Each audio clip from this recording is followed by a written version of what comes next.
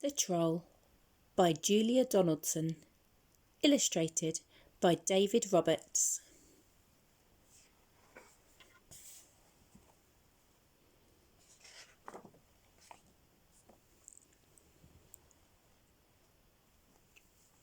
There was once a troll who lived under a bridge. That's where trolls are supposed to live.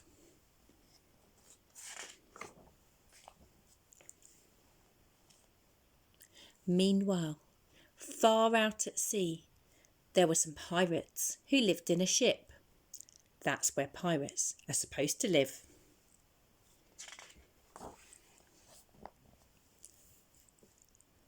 Trolls are supposed to eat goats, but no goats ever came trip-trapping over the troll's little bridge, so he ate fish instead. But one morning he heard a faint noise on his bridge. Up he popped, and he said what trolls are supposed to say, which is, "Who's that trip-trapping over my bridge?" "I'm not trip-trapping, I'm scuttling," said a tiny black creature. "And I'm a spider." "Oh, bother! I thought you were a goat," said the troll. "No, goats have fur," said the spider. "Never mind, I'll eat you anyway," said the troll. "You'll make a nice change from fish."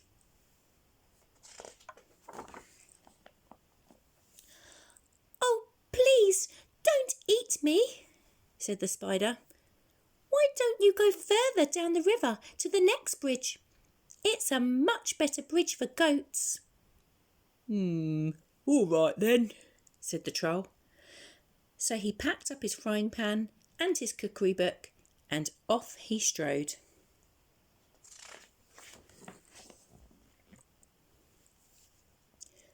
Pirates are supposed to dig for treasure, and these pirates had a treasure map with a rhyme on it. "Between the palm tree and the rocks, 6 feet deep, lies a treasure box." They sailed and they sailed until they reached an island. "This is the spot," said Handkerchief. "Start digging." The pirates dug and they dug, but all that they found was a grumpy mole. "It must be the wrong island," they said. All that digging had made them hungry. It was Ben Buckle's turn to do the cooking. He cooked fish pie. "It's soggy," said Percy Patch. "It's slimy," said Peg Polkadot. "When we find the gold, we can buy a decent cookery book," said Handkerchief. And they set sail again.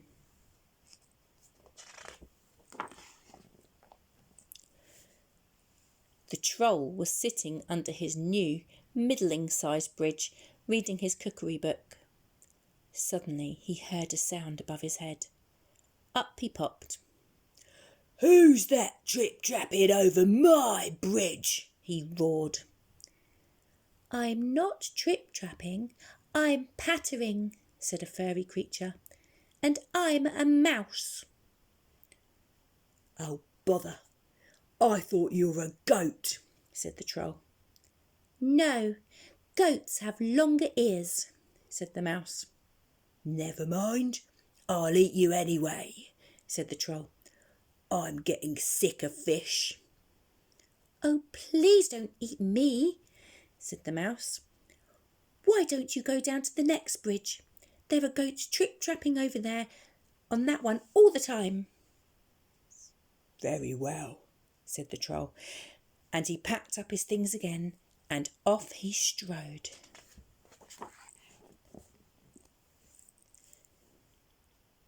Meanwhile, the pirates had discovered another island.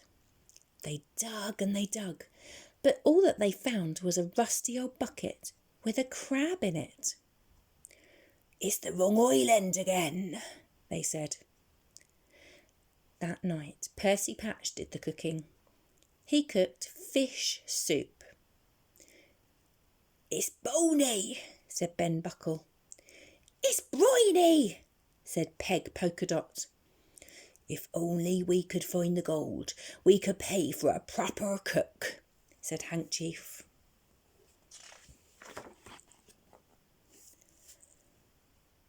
The Troll was frying fish under his new big bridge when he heard a sound above his head. Up he popped. "Who's that trip-trapping over my bridge?" he bellowed. "I'm not trip-trapping, I'm lolloping," said a creature with long ears. "And I'm a rabbit." "Oh, bother! I thought you were a goat," said the Troll. "No, goats have hooves," said the rabbit. "Never mind, I'll eat you anyway," said the Troll. "Anything's better than fish." "Oh, please don't eat me," said the rabbit. "Why don't you walk down to the next bridge? There are herds of goats trip-trapping over that one." "Are you sure?" asked the Troll. Once again he packed up and off he strode.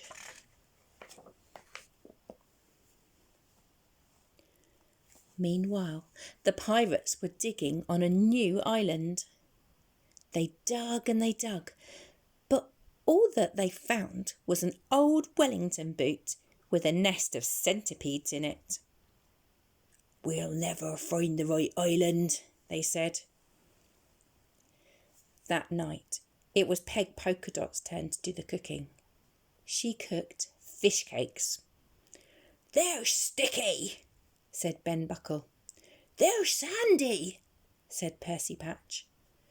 Handkerchief said nothing. He was too busy being sick over the side of the ship.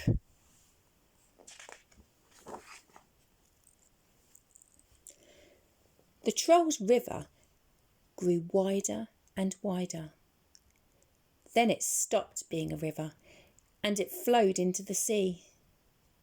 The Troll found himself on a sandy beach. "There isn't another bridge," he said. "That rabbit was tricking me." But then he spotted some hoof prints in the sand. "A goat! At last!" he cried. He looked around, but he couldn't see any goats. "Never mind. It will probably come back tomorrow," he said. The Troll followed the hoof prints. They led him to a spot between a tall palm tree and two big rocks. "I know," he thought. "I'll dig a pit. Then tomorrow the goat will fall into it and I can eat it."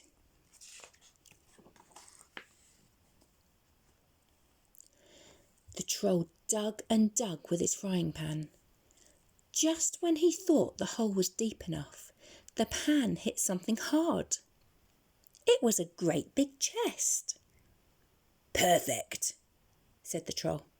"I can hide in here and keep warm. Then, when the goat falls into the hole, I'll open the lid and pop up." He lifted the lid. The chest was full of round gold things. "These are no use to me," he said, and he threw them all into the sea.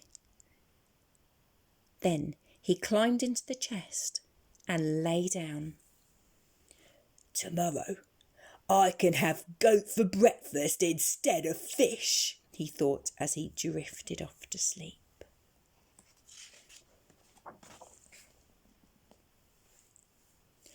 It was dark when the pirates arrived at the next island. "This is the spot," said Handkerchief. "But someone's been digging here already," said Ben Buckle. "Don't say they found the treasure before us," said Percy Patch. "No, look, here it is," cried Peg Polkadot. The chest was heavy. "It must be full of gold," said Handkerchief. "Quick! Back to the ship before anyone stops us." The troll was woken by a loud bang. "That's my breakfast falling into the hole," he thought. But why was the chest heaving and swaying?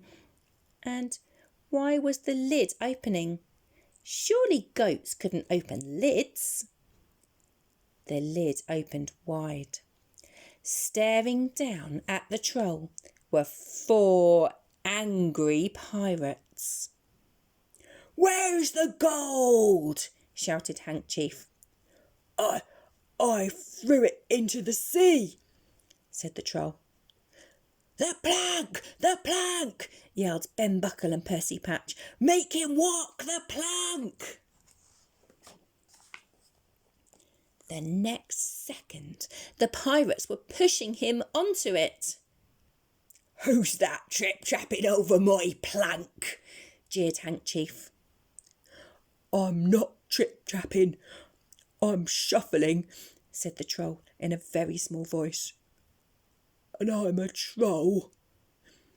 He reached the end of the plank. His knees were knocking. "Jump!" yelled the pirates. But just then Peg Polkadot came running up. "Wait!" she cried. "I found something else inside the chest." In one hand she held the troll's frying pan. In the other hand she held his cookery book. "Stop!" called Handkerchief. He looked at the troll in a new way. "Can you cook?" he asked. "Yes," said the troll. And "Yes!" shouted the pirates. "Then you can stay," said Handkerchief. "Thank you," said the troll, and he shuffled back along the plank. "When shall I start?" "Now," said Hank. The pirates showed the troll the ship's kitchen. The troll grinned. He turned to his favourite page in his cookery book. "Shall I make us a nice goat stew?" he asked. Goat, but pirates don't eat goat," said Handkerchief. "We want what pirates are supposed to eat." "And what's that?" asked the troll.